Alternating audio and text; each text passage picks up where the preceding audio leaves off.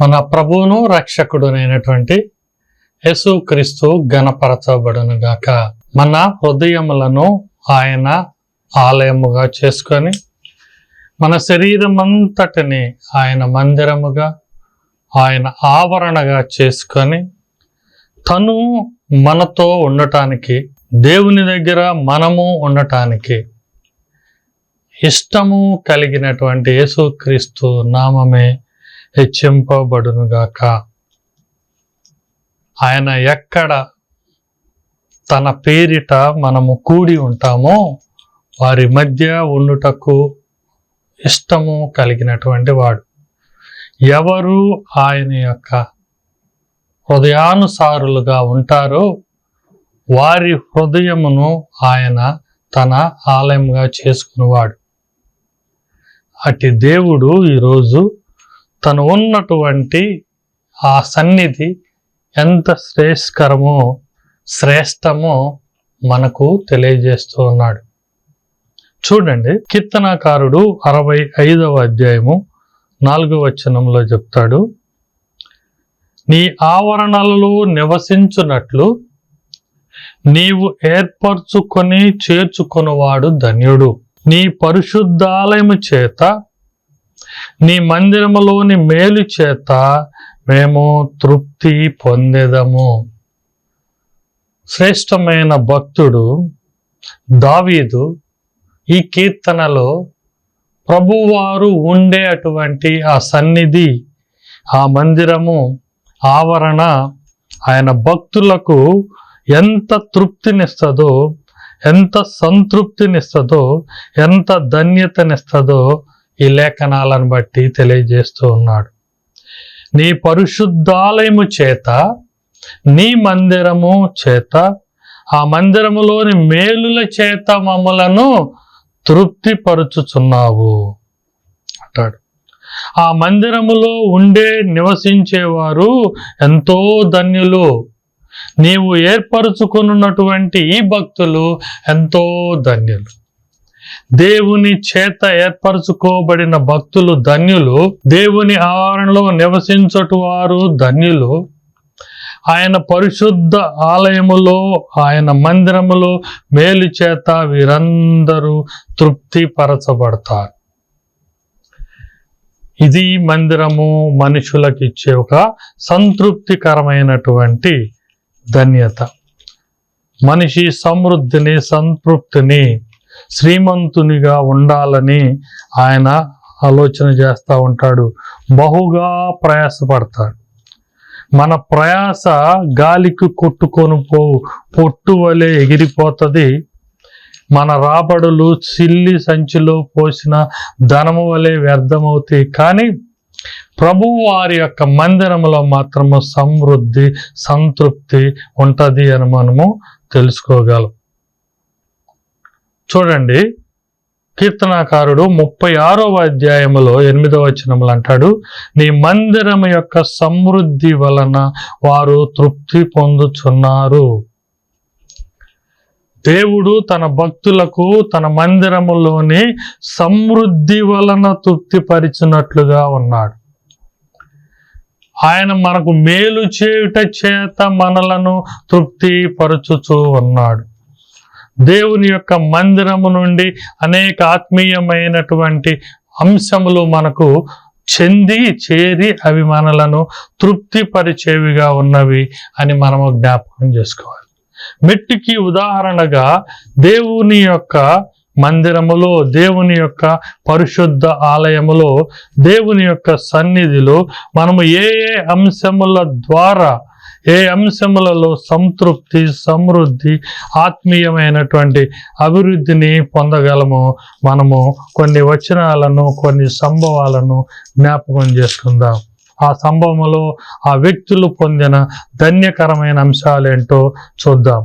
లూకా సువార్త 19వ అధ్యాయములో గనక మనము గమనిస్తే అక్కడ 14వ వచనములు అంటాడు.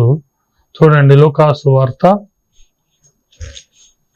19వ అధ్యాయము 14వ వచనములో అక్కడ 18వ అధ్యాయము 14వ వచనంలో, లూకా సువార్త 18వ అధ్యాయము 14వ వచనం, అతని కంటే ఇతడు నీతిమంతుడుగా తీర్చబడి ఇంటికి వెళ్ళెనని మీతో చెప్పుచున్నాను అని.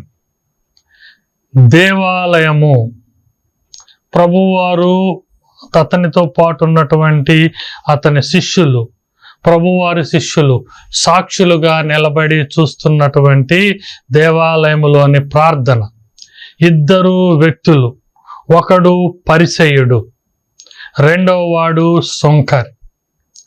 పరిసయ్యుడు ఆరాధన చేస్తున్నాడు, సుంకరి ఆరాధన చేస్తున్నాడు. ఇప్పుడు ఇక్కడ సుంకరి చేయు ప్రార్థన, సుంకరి మందిరములో వెచ్చించేటువంటి ఆ వినయ విధేయతలు, హృదయపూర్వకమైనటువంటి భక్తి పారవస్యము, తన్ను తాను తగ్గించుకొని ఉన్నటువంటి స్థితిని బట్టి ప్రభువారు అంటాడు, అతని కంటే ఇతను నీతిమంతుడుగా తీర్పు తీర్చబడి తన ఇంటికి వెళ్ళాను అన్నాడు. తన ఇల్లు అంటే ఆ పట్టణంలో ఉన్నటువంటి గృహము కాదు, పరలోకములో దేవుడు సిద్ధపరిచి అతనికి ఇచ్చినటువంటి గృహము. ఆ గృహానికి వెళ్ళినట్లుగా మనం చూస్తున్నాం. ఏ రీతికి వెళ్ళాడు? వచ్చినవాడు వచ్చినట్లుగా వెళ్ళాల, నీతిమంతునుగా మార్చబడి వెళ్ళాడు. దేవాలయంలో ప్రవేశించుట ద్వారా దేవుని యొక్క తన యొక్క ప్రార్థనను విన్నవించుకోవడం ద్వారా తనమైన పరిశుద్ధమైనటువంటి విధేయత కలిగిన ప్రార్థనను ప్రదర్శించుట ద్వారా ఈ సుంకరి ప్రజల దృష్టిలో పాపే, కఠినుడే, క్రూరుడే, కానీ దేవుని దృష్టిలో నీతిమంతుడుగా హెచ్చించబడ్డాడు. నీతిమంతుడై అతడు తన ఇంటికి వెళ్ళాడు. మందిరము ద్వారా, మందిరములో చేయు ప్రార్థన ద్వారా కఠినలమైన, క్రూరులమైన, సుంకరులమైన మనము కూడా పశ్చాత్తాపడితే, వినయ విధేయతలతో ఉంటే నీతిమంతులుగా తీర్పు తీర్చబడి యేసయ్య మన కొరకు సిద్ధపరిచిన ఆ పరలోకపు పట్టణములోని ఆవాసాలలో, నివాసాల్లో మనము చేరగలము. అది శ్రేష్టమైనటువంటి స్థితి. సో దేవాలయము చేత మనము నీతిమంతులుగా మార్చబడుతూ ఉన్నాం. అలానే రెండవ మాటను గనక చూస్తే లూకాసు వార్త 2వ అధ్యాయము 32వ వచనములో ఒక వ్యక్తి యొక్క స్థుతిని మనము గమనిస్తున్నాం. సుమయోను అనే ఒక ముసలివాడు, ఈ ముసలివాడు యేసు ప్రభువు లేదా మెస్సయ్య రానున్న స్థితిని ముందుగానే గుర్తెరిగిన వాడు, విశ్వసించిన వాడు, నిరీక్షణ కలిగినటువంటి వాడు. ఆ నిరీక్షణ కలిగినటువంటి వాని దగ్గరకు ఆ యెరూషలేము దేవాలయములోనికి ప్రభువు వారిని 8వ దినమున సున్నతి చేయుటకు తీసుకొని వచ్చినప్పుడు ఈ యొక్క సుమియోను పరిశుద్ధాత్మ ఆవేశము కలిగిన వాడై అతను దేవుని స్తుతిస్తూ తను పొందిన మందిరపు మేలు చెబుతూ ఉన్నాడు. ఈ మందిరపు మేలులో సుమియోని యొక్క స్థితిని మనము గమనించవచ్చు. చూడండి, అన్యజనులకు నిన్ను బయలుపరచుటకు వెలుగుగాను, నీ ప్రజలైన ఇశ్రాయేలులకు మహిమగాను, నీవు సకల ప్రజల ఎదుట సిద్ధపరిచిన నీ రక్షణను నేను కన్నులారా తోచితిని. సుమియోలు నిరీక్షించుతున్న నిరీక్షణకు ఫలితము దక్కినది. మెస్సయ్య వస్తాడు, రక్షకుడు వస్తాడు, రక్షణను తెస్తాడు, ఇశ్రాయేలులకు దీవుటకు సిద్ధపరిచాడు అనే రక్షణను సుమియోను దేవాలయములో వేచి ఉండుట ద్వారా, నిరీక్షించుట ద్వారా, యేసయ్య అని ఆ బాలుడిని గుర్తెరుగుట ద్వారా, విశ్వసించుట ద్వారా నీ రక్షణను నేను కన్నులారా చూచాను అని ప్రకటిస్తున్నాడు. మందిరము మనకు రక్షణను ప్రసాదిస్తుంది. మందిరములో మనము సమయాన్ని వెచ్చిస్తే ప్రభు ఆత్మ అక్కడ ఆవరింపబడి అనేక మంది మీద వాలినట్లుగా మన మీద కూడా వాలి మనలో రక్షణను ప్రదర్శిస్తుంది, మనకు రక్షణను కలుగజేస్తుంది. ఇది మందిరం యొక్క మేలులలో 2వ భాగాన్ని మనము చూస్తూ ఉన్నాం. అదే రీతిగా గనక కీర్తనకారుడు ఇంకొక మందిరపు మేలును మనకు తెలియజేస్తున్నాడు. కీర్తనల గ్రంథము గనక చూసి 16వ అధ్యాయము 11వ వచనములో చూస్తే దేవుడు మందిరము నుండి మనకు మేలు ఇచ్చేటువంటి 3వ అంశము. 16వ అధ్యాయము కీర్తనల గ్రంథము తర్వాత 11వ వచనం. జీవ మార్గమును నీవు నాకు తెలియజేసెదవు, నీ సన్నిధిని సంపూర్ణ సంతోషము కలదు. మందిరములో దేవుని సన్నిధిలో సంపూర్ణ సంతోషం ఉంటుంది. అది ఎలా కలిగిద్ది అంటే జీవ మార్గము మనము మందిరములో తెలుసుకుంటాం. దేవుని యొక్క సేవకులు, దైవజనులు, పరిశుద్ధాత్మ అభిషేకము కలిగినటువంటి వారు, అభిషిక్తులైనటువంటి వారు మందిరములో నీ పుల్పీట్ మీద ఉండి దేవుని యొక్క వాక్యాన్ని మీ అందరితో బోధిస్తూ ఉంటే, మీ అందరి పక్షముగా విజ్ఞాపన చేస్తూ ఉంటే, ప్రార్థన చేస్తూ ఉంటే, ఆయన నోటి ద్వారా మన యొక్క జీవనపు విధానానికి మార్గము తెలియజేయబడతా ఉంటాయి. మార్గదర్శకమైనటువంటి దేవుని లేఖనాలు వివరించబడతవి. వాటి ద్వారా మన ఆత్మ తెప్పరిల్లుతుంది, మనకు పరిపూర్ణమైన సంతోషము కలుగుతుంది. దేవుని యందు మనకు సంతోషము పొందుతాం. ఈ లోకపు భోగాలను బట్టి కాదు, కానీ దేవుని యొక్క స్థితిలో మనము వెచ్చుచుటను బట్టి మనము సంతోషిస్తాం. అందుకనే ఫిలిప్పీలకు పౌలు గారు రాస్తూ 4వ అధ్యాయము 4వ వచనంలో అంటాడు, ఎల్లప్పుడూ ప్రభువునందు ఆనందించుడి, మరలా చెప్పుదును ఆనందించుడి. ఎందుకు? మనమందము దేవుని సన్నిధిలో ఉండుట ద్వారా, సహవాసములో ఉండుట ద్వారా, మందిరములో ఉండుట ద్వారా, సమూహముగా ఆయనను స్తుతించడం ద్వారా, ఆరాధించడం ద్వారా, ఉల్లసించడం ద్వారా, ఉద్యమముగా ఉండుట ద్వారా మనలో సంపూర్ణ సంతోషము ఏర్పడి, ఈ సంపూర్ణ సంతోషము మనము మన యొక్క లక్ష్యము ఎరుగుట ద్వారా. ఏమిటి మన లక్ష్యము? ఏమిటి మన గురి? నిత్య రాజ్యము, పరలోక పట్టణము. అక్కడ ఎవరైతే పరిశుద్ధులు, సెరూబులు, కెరూబులు అనేక మంది దేవుణ్ణి సంతోషంతో స్తుతిస్తూ గణపరుస్తూ ఉంటారో, ఆ స్థితిని మనము భూమి మీద మందిరములో కూడా చూడగలము, అనుభవించగలం. అందుకనే మందిరము నుండి మనము నీతిమంతులుగా మార్చబడతాం. మందిరము నుండి మనము రక్షణలో ప్రవేశించుతాం. మందిరములో మనకి సంపూర్ణమైనటువంటి సంతోషము ఏర్పడిద్ది. మందిరము నుండి మనము జీవ మార్గమును మనము తెలియజేసుకుంటాం. దానిని బట్టి మనము మన జీవితాలను సరిచేసుకోవటానికి ఒక యోగ్యత ఏర్పడిద్ది అనేది మనము జ్ఞాపకం చేసుకుందాం. 4వ అంశములో లూకాసు వార్తలో ఒక సంభవాన్ని నుండి మనము గ్రహిద్దాం. మందిరములోకి చేరినందువల్ల, అక్కడ యేసు ప్రభువుతో మనము ఎదుర్కొనుట వల్ల ప్రభువు మనకిచ్చేటువంటి మేలును గనక చూడాలి అని మనము ఆసక్తిగా ఉంటే చూడండి. లూకాసు వార్త 7వ అధ్యాయము, లూకాసు వార్త 7వ అధ్యాయము నుండి చూస్తే అక్కడ శ్రేష్టమైనటువంటి మాట రాయబడి ఉంటుంది. ఒక సంభవము జరిగింది. ఆ సంభవాన్ని బట్టి ఒక వ్యక్తికి ఒక స్పెషాలిటీ, ప్రత్యేకత, అభినందన జరిగినది. చూడండి 7వ అధ్యాయము 4వ వచనం అండి. వారు యేసునద్దకు వచ్చి, నీ వలన మేలు పొందుటకు ఇతడు యోగ్యుడు, అతడు మన జనులను ప్రేమించి మనకు సమాజ మందిరమును తానే కట్టించెను అని ఆయనతో చెప్పి మిక్కిలి బతిమలాడుకొనిరి. కావున యేసు వారితో కూడా వెళ్ళెను. అతను ఒక శతాధిపతి, ప్రభువు యొక్క మందిరాన్ని కట్టినటువంటి వాడు, సమాజ మందిరాన్ని నిర్మించిన వాడు, పరిచర్యను, యాజక ధర్మమును సహకరించిన వాడు, బలపరిచినటువంటి వాడు, దేవుని బిడ్డలలో మెప్పు పొందినటువంటి వాడు. అలాంటి వారిని ప్రభువు దగ్గర వాళ్ళు సిఫారసు చేస్తున్నారు. ఈ శతాధిపతి ఇక్కడ అధికారిగా కనిపిస్తూ ఉన్నాడేమో, కానీ ఇతడు బహుయోగ్యుడు. దేనికి? నీ ద్వారా మేలు పొందుటకు. నీ సన్నిధిని నిర్మించిన వాడు, నీ మందిరాన్ని నిర్మించిన వాడు, నీ సమాజాన్ని కట్టించిన వాడు, నీ సమాజ మందిరంలో ఉండుటకు ఇష్టపడినటువంటి వాడు. ఈ శతాధిపతికి నీవు మేలు చేయాలి, స్వస్థత చేయాలి అంటే కారణము ఇతడు యోగ్యుడు, మేలు పొందటానికి యోగ్యుడు. ఏ రీతిగా? దేవుని యొక్క మందిరము కట్టుటలో సహకరించిన వాడు, సమాజ మందిరంలో నిర్మించుటలో ముందున్నటువంటి వాడు, ప్రభువు పరిచర్యకు ధారాళముగా సమర్పణించినటువంటి వాడు.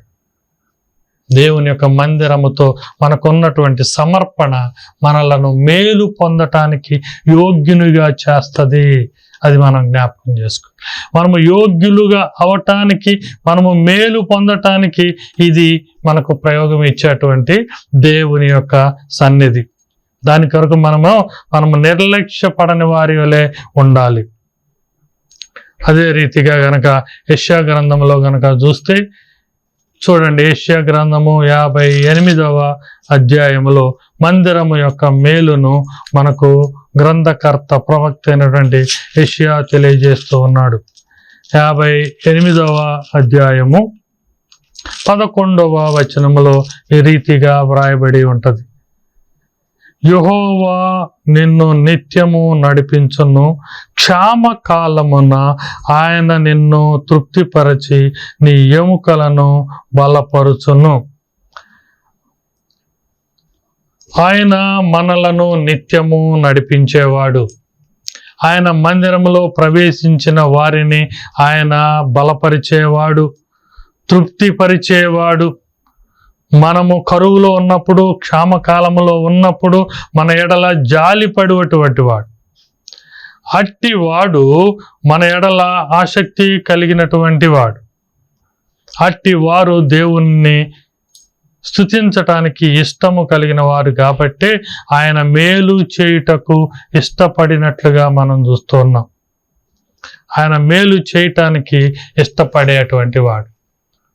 షునేము గనురాలు అనే ఒక స్త్రీ గురించి చెప్పబడిన చోట రాయబడి ఉంటది. ఆమె ఒక ప్రవక్త లేదా ఒక దైవజనుని యొక్క ఆత్మీయతను గురించి కొద్దిగా పరిచర్య చేయటానికి ఇష్టపడితే ప్రభువారు ఆమె యొక్క కుటుంబంలో జరిగిన గొప్ప శోధనను ఆయన తీసివేసినటువంటి సంభవం మనకు తెలుసు. ఈ రీతిగా మనకు క్షామము జరిగితే, అపాయము జరిగితే దేవుని ద్వారా మనము ఆ మేలు పొందటానికి అవకాశం ఉందని మనము జ్ఞాపకం చేసుకోవాలి. ఒక పర్యాయము శృంగారం అనే దేవాలయము దగ్గర కుంటివాడు ఉన్నప్పుడు పేతురు యోహానును అక్కడకు వెళ్ళినప్పుడు మందిరములో ఉన్నటువంటి వానికి జరిగిన మేలు మనము తెలుసుకున్నటువంటి వారు. అది మనం అపోస్తల కార్యములో ఆ మేలు చూస్తాం. అక్కడ స్వస్థతను వాడు పొందినట్లుగా మనం చూడగలం. కేవలము మందిరము దగ్గర వాడు కాపు కాచి ఆ యొక్క సేవకులను తట్టు ఎదురు చూసినందువలన అపోస్తల కార్యము 3వ అధ్యాయము 8వ వచనంలో వాడు దిగ్గున లేచి నిలిచి నడిచెను, నడుచుచు గంతులు వేచు దేవుణ్ణి స్తుతించుతూ వారితో కూడా దేవాలయములోకి వెళ్ళాను. అంతకుముందు వాడు శృంగారం అనే దేవాలయము దగ్గర ఉన్నాడు. కేవలము భిక్షమెత్తుకుంటున్న వాడిగా ఉన్నాడు. దేవుని బిడ్డలు ఎప్పుడైతే అక్కడ సమీపించారో వారి యందు వాడు ఆసక్తిని కనపరిచినప్పుడు వారు వాని స్థితిని ఎరిగి వారికి భిక్షము గురించి ఆలోచన లేదు, కానీ వాడికి స్వస్థతను గురించి యేసుక్రీస్తు నామముననే స్వస్థతను అనుగ్రహించానని చెప్పాడు. వాడు స్వస్థత పొంది గంతులు వేస్తూ స్తుతిస్తూ దేవాలయంలోకి ప్రవేశించాడు. అనేక మంది విశ్వాసులు అయినటువంటి వారు స్వస్థత పొందిన తర్వాత, దేవునితో మేలు పొందిన తర్వాత, ఒక అపాయం నుండి కాపాడబడిన తర్వాత, ఒక ఉపద్రవం నుండి తప్పింపబడిన తర్వాత, అశాంతి నుంచి, ఆందోళన నుంచి సమాధానములోకి వచ్చిన తరువాత దేవుని బిడ్డలు ఆలయాన్ని విడిచివేసినటువంటి అనుభవాలు ఉన్నాయి. ఇక్కడైతే వీడు దేవుని యొక్క స్వస్థత పొందిన వెంటనే వారితో పాటు దేవాలయంలోకి ప్రవేశించాడు. అక్కడ బిచ్చమెత్తుకోవటానికి వెళ్ళాలా, అక్కడ దేవుణ్ణి స్తుతించటానికి వెళ్ళినట్లుగా మనము లేఖనాలను బట్టి చూస్తూ ఉన్నాం. అంటే మందిరంలో ప్రవేశిస్తే స్వస్థత అనుగ్రహించబడిద్ది. శారీరకమైన స్వస్థత మరియు ఆత్మీయమైనటువంటి స్వస్థత లేదా అంతరంగపు స్వస్థత. ఈ శరీరములో ఈ భౌతికమైన భాగాలలో ఏ బలహీనత ఉంటే ఆ బలహీనతల నుండి నీకు స్వస్థత వస్తుంది. అలానే నీ హృదయంలో నీ ఆత్మలో ఏదైనా ఉంటే, వ్యాధి ఉంటే ఆత్మీయమైన స్వస్థత. అదే రీతిగా అంతరంగము యొక్క స్వస్థత నీకు కలిగింది. మీరు స్వస్థ బుద్ధి కలిగి ఉండుడి అని లేఖనాల్లో వ్రాయబడి ఉంది. బుద్ధిని స్వస్థపరచటం కూడా అవసరం. అది మందిరంలో జరిగింది. ఎందుకంటే ప్రభువారు పరమ వైద్యుడు కాబట్టి. మత్తయి సువార్త 21వ అధ్యాయము 14వ వచనంలో ఈ రీతిగా వ్రాయబడి ఉంటుంది. మత్తయి సువార్తలో గనక చూస్తే 21వ అధ్యాయము 14వ వచనంలో, నా మందిరము ప్రార్థనా మందిరము అని వ్రాయబడి, మందిరం అనబడును. నా మందిరము ప్రార్థనా మందిరము అని వ్రాయబడును. దాని తర్వాత కంటిన్యూషన్ తర్వాత, అయితే అక్కడ దేవుడు చెప్తున్నాడు, ఎవరు ఏమి పొందుతారు? గ్రుడ్డివారును కుంటివారును దేవాలయములో ఆయన యొద్దకు రాక ఆయన వారిని స్వస్థపరిచెను.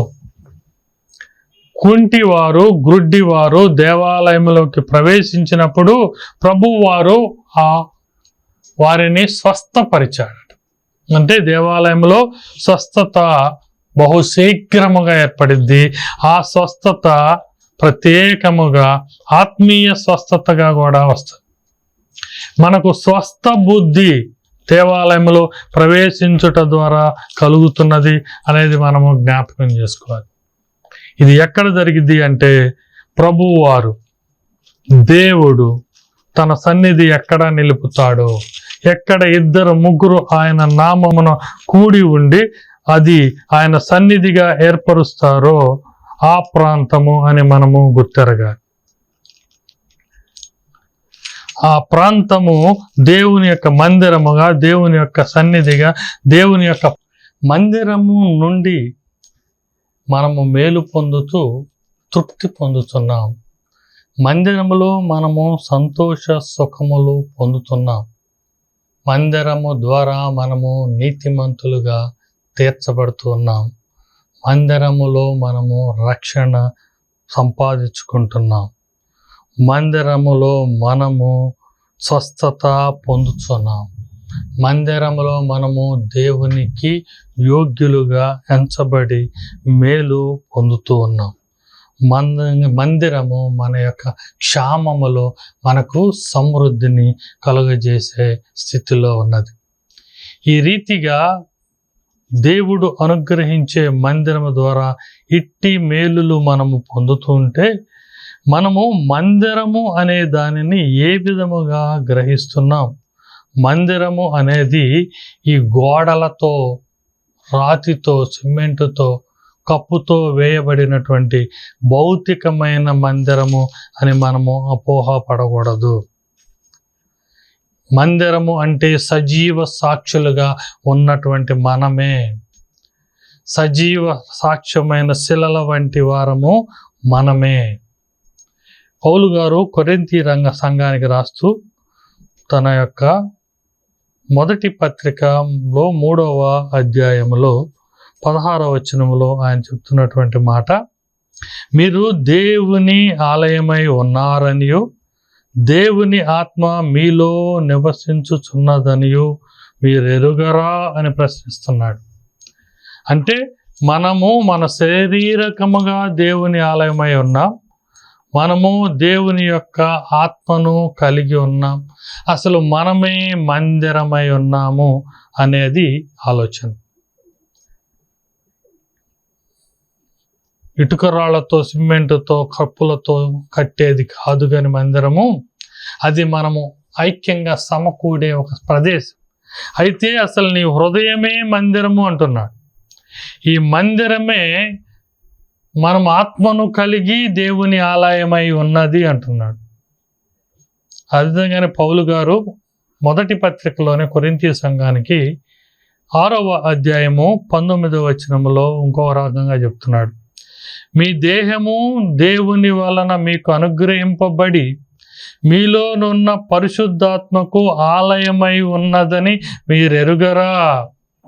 మనకున్నటువంటి ఈ దేహము, రక్త మాంసములు కలిగిన ఈ శరీరము, ఇందులో నింపబడినటువంటి దేవుని ఆత్మ మనలను పరిశుద్ధాత్మకు ఆలయముగా చేసినది. అది ఆయన ఆలయమై మందిరమై ఉన్నది. దీని ద్వారా మనము మేలులు పొందటానికి అనుగ్రహింపబడినటువంటిది. దీనిని మనము దేవుని పరిశుద్ధ మందిరముగా మార్చగలుగుతున్నామా ప్రశ్నించుకుందాం. పౌలు గారు కొరింథీయులకు రాస్తున్నటువంటి 2వ పత్రికలో 6వ అధ్యాయం కాడ మళ్ళీ చెప్తాడు. 16వ వచనము కాడ ఈ మాట చెప్తున్నాడు. కొరింథీయులకు రాసినటువంటి పత్రిక 2వ పత్రిక 6వ అధ్యాయము చివరి వచనములు అంటాడు, దేవుని ఆలయమునకు విగ్రహములతో ఏమి పని పొందిక, మనము జీవము గల దేవుని ఆలయమై ఉన్నాము. మనమందరము జీవము గల దేవుని ఆలయమై ఉన్నాము కనుక మనలో ఇక అన్య దేవతలు, విగ్రహములు ఉండటానికి ఆస్కారమే లేదు. ఇది మనం జ్ఞాపకం చేసుకోవాలి. ఎఫెసీయులకు రాసిన పత్రికలో కూడా ఇదే మాటను నొక్కి ఒక్కాణిస్తూ 2వ అధ్యాయము 22వ వచనములో రాయబడుతుంది, ఆయనలో మీరు కూడా ఆత్మ మూలముగా దేవునికి నివాసమై ఉండుటకు కట్టబడి ఉన్నారు. మన శరీరము, మన హృదయము, మనలో ఉన్న ఆత్మ, మనలో ఉన్న ఆత్మీయ స్థితి దేవునికి మందిరంగా చేస్తుంది. ఈ మందిరము గనక పరిశుద్ధంగా ఉంటే, దేవుని ఆలయంగా ఉంటే, పరిశుద్ధ ఆత్మకు నివాసమై ఉంటే, ఆత్మీయతలో ఉంటే, అట్టి మనలో దేవుడు రక్షణను, నీతిని, సమృద్ధిని, విశ్వాసాన్ని, సుఖాలను, తృప్తిని, స్వస్థతనిస్తాడు. అట్టి మందిరము మీ హృదయముగా, శరీరముగా, ఆత్మగా ఉండాలని, దాని ద్వారా మీకు ఆత్మీయ మేలులు కలగాలని ప్రార్థించుకుందాం. మా హృదయములో ఆలయముగా కలిగిన స్థితినిచ్చిన దేవ, అందులో మీరు నివాసం ఉండుటకు ఆశ కలిగిన వాడ, హృదయం అనే తలుపు దగ్గర నిలబడి ఉన్నటువంటి వాడు, ఆ హృదయంలోకి ప్రవేశించి మా హృదయాన్ని ఆలయంగా చేసి ఆ హృదయపు మేలులు మాకు అనుగ్రహించమని ప్రభువైన యేసుక్రీస్తు వారి పేరిట ప్రార్థిస్తున్నాము తండ్రి. ఆమేన్. ఆశీర్వాదం గైకొందాం. పరమ తండ్రి యొక్క ప్రేమ, కుమారుడైన యేసుక్రీస్తు యొక్క కృపా, సత్య, సమాధానం, పరిశుద్ధాత్మ యొక్క అన్యోన్య సహవాసము, ఆదరణ ఇప్పుడును ఎల్లప్పుడూ పరిశుద్ధులతో కలిసి సదా మనకు తోడై ఉండును గాక. ఆమేన్. దైవజనుడిగా నేను మా సంఘమంతయు మీ కొరకు కొన్ని అంశములను నిరంతరము ప్రార్థన చేస్తూ ఉంటాం. మీ రక్షణ గురించి, విశ్వాసం గురించి, మీ క్షేమాభివృద్ధి గురించి, మీ స్వస్థత గురించి, మీకున్నటువంటి శ్రమలు, దుఃఖముల యొక్క విడుదల గురించి, అపవాది దురాత్మల యొక్క విమోచన